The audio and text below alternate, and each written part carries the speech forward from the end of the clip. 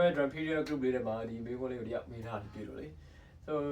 ဒီဟာလေးမဖြစ်ခင်ကျွန်တော်တို့ drummer တွေအတွက် poster ကဘယ်လောက်ထိအရေးကြီးလဲဆိုတဲ့အကြောင်းလေးပြောပြချင်တယ်ကျွန်တော်တို့လှုပ်ရှားတဲ့ပုံစံမှန်မှထွက်လာတဲ့အတန်တွေကောင်းမယ်တီးခါရတယ်ဆိုလည်းတရောင်းတတာနဲ့အတန်ကို natural ဖြစ်တီးခိုင်းမယ်ဆိုတော့ဒီလိုမျိုးဟိုလှုပ်ရှားပုံစံကောင်းဖို့အတွက်ဘေးနားဆရာတယောက်ရှိနေလို့ကျွန်တော်စတင်နေရသူက check လုပ်ပေးနေတော့ကောင်းတာပေါ့လေနော်အဲ့လိုမျိုးမရှိဘူးကိုယ်လေးလာနေရသူဆိုလို့ကျွန်တော်မှန်တစ်ချက်ကိုလုံးမှမှန်တစ်ချက်ထောင်ထားပါဒီရဲ့ဘေးနားမှာဒါမှကိုယ့်ရဲ့ခန္ဓာကိုယ်နေတာမှန်လားမှားလားပြန်ပြီး check လုပ်လို့ရမှာဖြစ်တယ်ကျွန်တော်လိုက်ကြည့်ချင်နော်ပြီးတော့ဖုန်းမှာ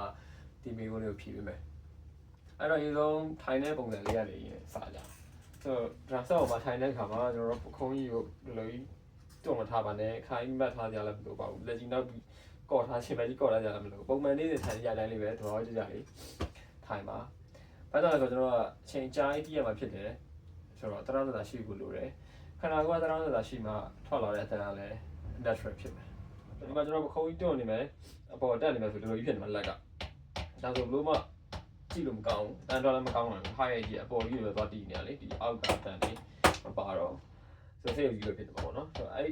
တက်တဲ့ပခုံးလေးကိုတာလေးကျွန်တော်ဒီလိုလေးချလိုက်တာနဲ့ပို့ပြီးတော့ natural ဖြစ်လာပြီကြီးအတန်လည်းပိုကောင်းလာပြီဒီရဲ့ခါမှာလည်းလက်ကောက်ဝက်ကိုတက်တယ်များအသုံးဖို့လိုတယ်လက်ချောင်းလုံးမဟုတ်ဖ ೇನೆ ပေါ့လေနော်ဆိုတော့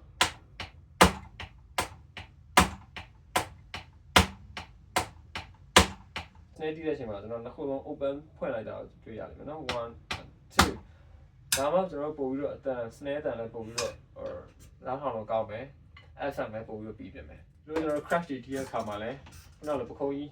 တက်နေဒီလိုကြီးဖြစ်နေမှာလုံးဝကြည့်မကောင်းပခုံးလေးဒါလေးလက်ခေချလိုက်တာနဲ့ဘိုးကြီး natural ဖြစ်လာပြီဆိုဒီလိုတက်နေရနေပြီးတော့အသားလေးကိုကျူးစားပြီးဒါလေးကိုချလိုက်ပါ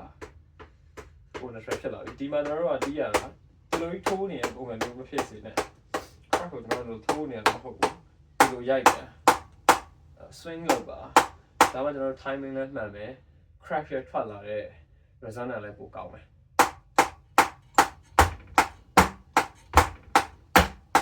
ဒီမေးခွန်းလေးပေးတဲ့ drummer ကအိမ်မှာ practice pad ပဲရှိရတယ်ဆိုတော့ practice pad နဲ့လေ့ကျင့်တာတကယ်တော့ကောင်းတယ်အဲ့တော့ကျွန်တော်တို့ rudiment တွေ exercise တွေ stroke တွေလေ့ကျင့်တဲ့အခါမှာ wrist တွေကိုသုံးရတယ် finger တွေသုံးရဖြစ်တဲ့အတွက် drum set မှာကြည့်တဲ့အခါမှာဒါတွေ activate ဖြစ်လာတယ်တောင်းကြီးဖြစ်နေတော့ပေါ့နော်ဆိုတော့ကောင်းတယ်ဒါပေမဲ့လည်းတစ်လားတစ်ခါသုံးဖို့နှစ်ပတ်တစ်ခါတော့ acoustic drum နဲ့ထိတွေ့တင်တယ်acoustic drum ကအဓိကသူ့ရဲ့ setup ပေါ့လေနော်သူ့ရဲ့ setup ကိုကျွန်တော်တို့ကောင်းကောင်းတီးနိုင်တော့မှဒီ drum set ပေါ်မှာ fluent ဖြစ်မဲ့ဟာမျိုးကျွန်တော်တို့လုပ်ရဲမှာလုပ်နိုင်မှာပေါ့လေနော်နောက်တစ်ခု touching each and every တွေက touching နဲတယ် acoustic ပေါ်ရတယ်အဲ့ဒါပြဿနာဖြစ်တယ်ဆိုတော့ acoustic drum တွေကလည်းထိတွေ့နေဖို့လိုအပ်ပါတယ်လို့အကြံပေးချင်ပါတယ်ဆိုနောက်ထပ်မေးချင်တာရှိရင်လည်း drum period မှာလာပြီးတော့ရေးခဲ့ပြီနော်ကျွန်တော်တို့အတူတူ